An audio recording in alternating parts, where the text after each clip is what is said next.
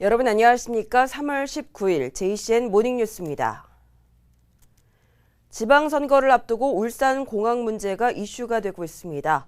윤석열 대통령 당선인은 공항 확장을 공약하기도 했는데요. 어제 시민토론회가 열렸는데 공항 유지에 부정적인 입장만 나오면서 제대로 된 토론회가 열리지 못했다는 지적입니다. 김영환 기자의 보도입니다. 울산 공항 관련 시민 토론회가 열렸습니다. 주제 발표에 나선 한삼건 울산도시공사 사장은 울산공항 문제를 도시 경쟁력 차원에서 접근해야 한다는 의견을 냈습니다. 현 상태로는 도시 경쟁력 발전을 가로막는 장애물이 되고 있다며 울산공항이 발전할 수 있는 방안을 먼저 찾고 가능성이 없다면 이전이나 폐항을 고민해야 한다고 주장했습니다. 한 사장은 활주로의 길이가 짧아 안전성에 문제가 있고 위치상 활주로의 확장이 불가능하며 철도 환경 개선에 따른 경쟁력 악화 등을 이유로 들었습니다. 울산공항은 가까이 있는 대구, 부산과 필연적으로 경쟁할 수밖에 없습니다. 거기에서 우리가 더 큰 항공 수요를 만들어낼 수 있는가 할 때 이거는 그야말로 불가능에 가깝습니다. 따라서 이 점 때문에 국토부도 우리가 만들어달라고 했을 때 만들어줄 수 없을 것이고요. 또 다른 토론자도 인근 주민들이 소음과 재산권 침해를 당하고 있다며 울산공항에 대해 부정적인 입장을 밝혔습니다. 여태까지 수십 년 동안 그 인근 지역의 주민들이 공항 소음에 시달리고 재산권 침해를 당연시 여겨왔는데 지금에 와서라도 이걸 좀 고도자 완화해주면은. 하지만 윤석열 대통령 당선인은 울산공항 확장을 울산 지역 공약으로 내걸었습니다.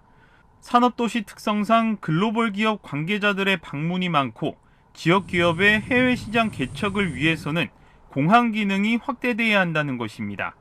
윤 당선인은 울산공항의 활주로와 청사를 확장하고 노선을 추가로 신설하겠다고 공약했습니다.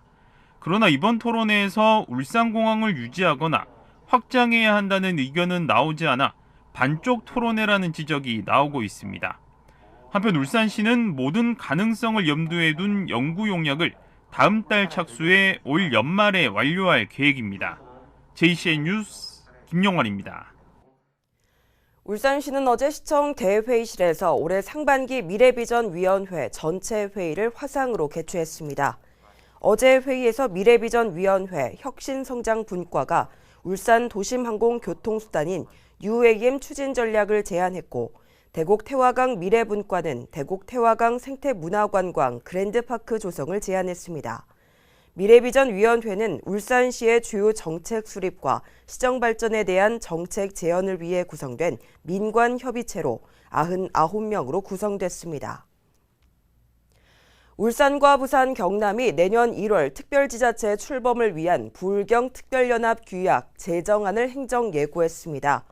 규약안에 따르면 명칭은 부산, 울산, 경남 특별연합이며 사무소 위치는 추천위원회를 구성해 세 개 시도의 지리적 중심이 되는 지역으로 결정하는 내용이 담겼습니다. 특별연합회장은 지자체장 가운데 특별연합의회가 선출하며 임기는 1년 4개월입니다. 특별연합의회는 부울경의회에서 각 9명씩 모두 27명으로 구성됩니다. 내일부터 울주군수와 울주군의원 선거 예비후보 등록이 시작됩니다. 예비후보로 등록하려면 울주군수 선거는 200만 원, 군의원 선거는 40만 원의 기탁금을 선관위에 납부해야 합니다. 공무원 등 입후보가 제한되는 사람은 예비후보자 등록 신청 전까지 사직해야 합니다. 군수선거 예비후보자의 경우 선거 공약 등을 게재한 예비후보자 공약집을 발간해서 방문을 제외하고 판매하는 것도 가능합니다. 한편 울산시장과 교육감은 지난 2월 1일부터 구청장과 시구의원은 2월 18일부터 예비후보 등록이 진행 중입니다. 울산 동구에 정착한 아프가니스탄 특별기여자의 자녀들이 오는 21일부터 서부초등학교로 등교합니다. 울산시 교육청은 아프가니스탄 특별기여자의 초등학교 자녀 28명이 오는 21일 관내 서부초등학교로 등교한다고 밝혔습니다.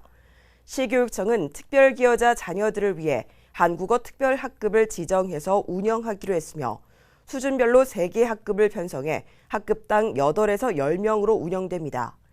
아프간 기여자 자녀들은 애초 지난 2일 개학 때부터 등교 예정이었지만 강사 채용 등 준비 과정과 서부초 학부모 등과의 설명회 등으로 20일가량 늦어졌습니다. 경북 강원 지역의 산불로 큰 피해를 입은 이재민들을 돕기 위한 성금 행렬이 이어지고 있는 가운데 남구의회와 북구의회도 성금을 전달했습니다. 남구의회는 지난 16일부터 3일간 전 의원과 직원 34명이 모은 100여만 원을 경북 강원 지역 산불 피해 성금으로 울산 사회복지 공동모금회에 기탁했습니다. 북구의회도 지난 17일 전 의원과 의회 사무직 직원들이 자발적으로 참여해서 모은 성금 128만 원을 전국 재해구호협회에 전달했습니다. 오늘 기자의 눈에서는 20대 대통령에 당선된 윤석열 후보의 경제정책 방향에 대해서 짚어봤습니다.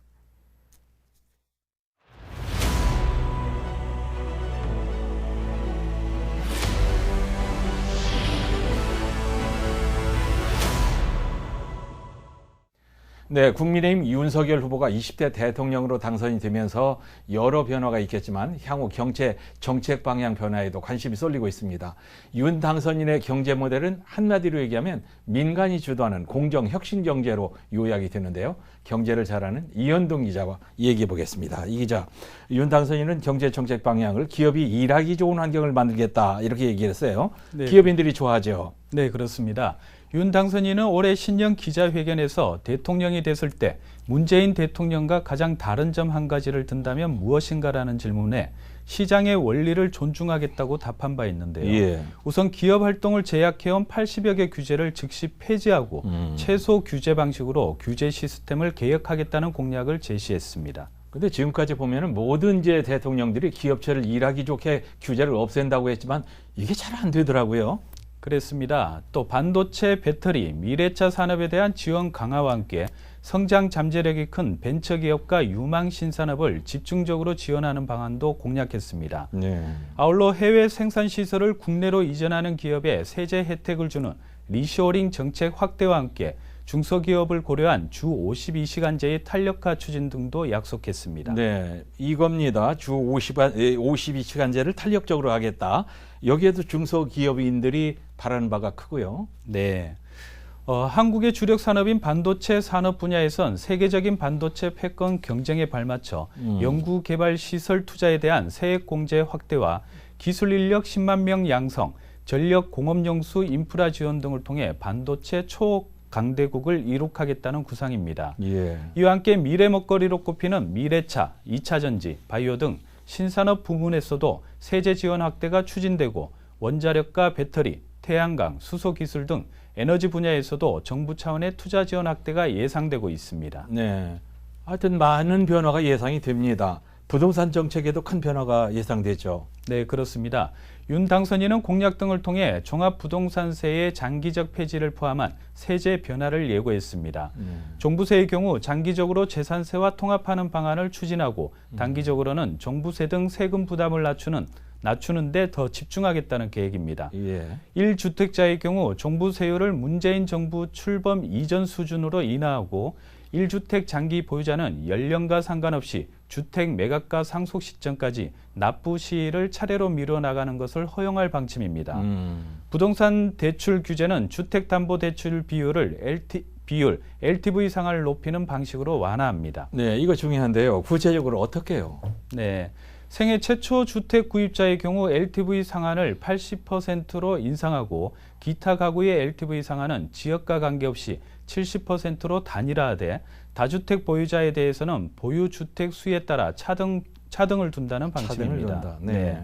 또 선거 기간 부동산 시장 안정을 위해 대규모 주택 공급과 함께 재건축 등 부동산 규제를 완화하겠다고 약속했는데요. 네. 집권하면 임기 5년 동안 전국에 250만 호의 주택을 공급하겠다고 공약했습니다. 예. 또 성급한 시행으로 전셋값 폭등을 초래했다고 비판받는 임대차 3법도 수술대에 오를 전망입니다. 예, 저는 이제 주식에 관심이 좀 있는데 우리 주식이 지금 제대로 평가를 못 받고 있단 말이에요. 주식 양도세를 폐지하고 가상자산에 대한 정책 방향도 내놨던데요. 네, 그렇습니다. 자본시장에서는 개인 투자자 지원 확대에 주력할 것으로 예상되는데요. 대표적인 공약은 주식 양도소득세 폐지입니다. 당장 내년부터 주식 양도차익 등 금융투자소득에 대한 과세가 전면 시행될 예정인데 이를 원점으로 돌리겠다는 겁니다. 예. 개인 투자자들의 반발이 큰 공매도에 대해서는 불법 공매도를 주가 조작에 준하는 수준으로 처벌하고 주가 하락이 과도할 때 자동으로 공매도를 금지하는 공매도 서킷 브레이커 도입을 적극적으로 검토한다는 방안을 내놨습니다. 네, 공매도는 이제 금지하는 쪽으로 방향을 잡았군요. 자, 비트코인 같은 소위 가상자산은 어떻게 합니까? 내년부터 과세가 시작될 예정이었던 비트코인 등 가상자산은 과세 시기가 2024년 초까지 1년 더 늦추는 방안이 검토되고 있는 것으로 알려졌습니다. 네. 가상화폐 과세의 전체 조건인 업권법, 가칭 가상화폐 기본법을 제정하기도 전에 세금부터 걷는 건 앞뒤가 맞지 않다는 판단에서인데요. 네. 하지만 가상화폐 투자로 소득이 계속 발생하는 상황에서 세금 부과를 더 연기했다간 조세 원칙이 흔들릴 수 있다는 우려도 나오고 있습니다. 가상화폐에 대한 과세 기준은 어떻게 합니까? 네, 정부는 당초 올해 1월부터 연 250만 원을 넘는 가상화폐 양도소득에 20% 세율로 세금을 매길 예정이었습니다. 예. 하지만 여야는 대선을 앞둔 지난해 11월 말 과세 체계가 마련되지 않았다며 가상화폐 세금 부과를 1년 미루기로 합의한 데 이어 인수위 역시 추가 유예를 들여다보는 상황입니다. 예. 또 최근처럼 가상화폐 시세가 떨어진 마당에 세금을 걷겠다고 나섰다간 770만 투자자들로부터 역풍을 맞을 가능성도 과세 유예를 고민하는 배경으로 보입니다. 예. 이제 기업들이 새 정부에 기대를 많이 하고 바라는 것도 많은 것 같은데 어떻게 더 해주기를 바라는가요?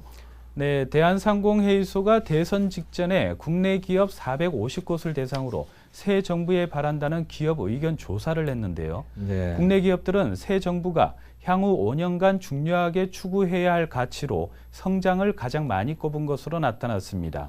이어 공정한 경쟁 환경 보장과 사회 경제적 불평등 해소, 법 제도의 선진화, 국가의 글로벌 위상 제고 순으로 매우 중요하다는 응답 비율이 높았습니다. 네. 특히 새 정부의 경제정책 방향에 대해선 응답 기업 4곳 중 3곳이 시장과 민간 중심의 성장 유도를 선택했습니다. 반면 정부 주도의 경기 부양 추진을 꼽은 기업은 26.2%로 집계됐는데요. 이는 향후 경제정책의 초점이 기업을 포함한 민간 부분의 자율성 보장과 기회 확대에 맞춰져야 한다는 뜻으로 풀이됩니다. 네, 시장 경제에 맡겨달라 이거죠. 네, 윤석열 당선인의 울산 공약 가운데서 경제 분야가 있죠. 어떤 거였죠? 네, 윤 당선인은 대선 과정에서 울산을 찾아 경제 기적을 이룬 선진 대한민국의 상징이 바로 울산이라며 대한민국 산업을 이끌어왔던 산업수도 울산의 위상을 이어가기 위한 미래 성장 동력을 확보하겠다고 밝혔습니다. 예. 이를 위해 수소 모빌리티 클러스터 구축과 조선 해양 플랜트 산업 육성, 국립산업기술박물관 건립을 약속했습니다. 네. 또 강력교통망 구축을 위한 울산공항 개선과 도시철도 건설, 울산권 광역철도 조기 완공, 도시 남북 교통적 확보를 약속해 새 정부에 대한 울산 시민들의 기대감이 커지고 있습니다. 네. 잘 알겠습니다. 윤석열 대통령 당선인의 경제 정책 방향이 대한민국 경제에 새로운 패러다임을 불러오고 울산 경제 재도약에도 많은 도움이 됐으면 좋겠습니다. 이현두 기자 설명 잘 들었습니다. 울산시가 장애인의 이동권 강화를 위해 장애인 우선 택시와 부르미 운영을 확대합니다. 울산시는 현재 58대인 장애인 우선 택시를 올해 300대로 늘려 배차 대기 시간을 단축하고 현재 76대인 휠체어 전용 특별교통수단인 부르미도 86대로 확대하기로 했습니다. 울산시는 장애인 우선 택시가 확대되면 부르미는 휠체어 장애인에게만 전용으로 배차해 대기 시간이 한층 더 단축될 것으로 기대하고 있습니다. 중구청이 6.25 전쟁 참전 유공자의 고 구종회 소위의 아들인 구성용 씨에게 국방부 장관을 대신해 화랑 무공 훈장을 전달했습니다. 고 구종회 소위는 6.25 전쟁 당시 103 근무사단 소속으로 공을 세워 무성 화랑 무공 훈장을 받게 됐습니다. 한편 국방부와 육군본부는 오는 2027년까지 6.25 전쟁 당시 공적을 세워 훈장 수여가 결정됐지만 긴박한 전장 상황 등으로 인해 실물 훈장과 증서를 받지 못한 공로자와 유가족을 찾아 훈장을 전달할 예정입니다. 남구청이 가스 안전사고 예방을 위해 관내 독거노인 등 540가구를 대상으로 가스 안전기기 타이머콕 보급 사업을 실시합니다. 이에 따라 남구청은 사업비 2,800여만 원을 들여 관내 65세 이상 노인 가구 등을 대상으로 5월부터 11월까지 타이머콕 설치 사업을 진행할 계획입니다. 타이머콕은 사용자가 설정한 일정 시간이 되면 가스 밸브가 자동으로 차단되는 안전장치로 설치 희망자는 다음 달 20일까지 주거지 행정복지센터를 방문하거나 전화로 접수할 수 있습니다. 올해 창단한 울산시 체육회 태권도 팀의 첫 전국대회에서 동메달 1개를 땄습니다. 지난 14일부터 오늘까지 전북 고창 군립체육센터에서 열리고 있는 제31회 청두 하계 세계대학경기대회 국가대표 선발전에서 여자부 45kg 이하급에 출전한 황진아 선수가 동메달을 목에 걸었습니다. 한편 시체육회 태권도 실업팀의 창단식은 다음 달 1일 동천체육관에서 열릴 예정입니다. 폭행 사건 피해자를 찾아가 합의해달라며 행패를 부린 60대에게 실형이 선고됐습니다. 울산지법은 주거 침입 혐의 등으로 재판에 넘겨진 60대 A씨에게 징역 6개월을 선고했습니다. A씨는 자신이 B씨를 폭행한 일로 경찰 조사를 받게 되자 B씨의 집으로 찾아가 합의를 요구하며 욕설을 하고 경찰이 다녀간 뒤에도 또다시 찾아가 행패를 부린 혐의를 받고 있습니다. JCN 모닝뉴스를 마칩니다. 함께해 주신 여러분 고맙습니다.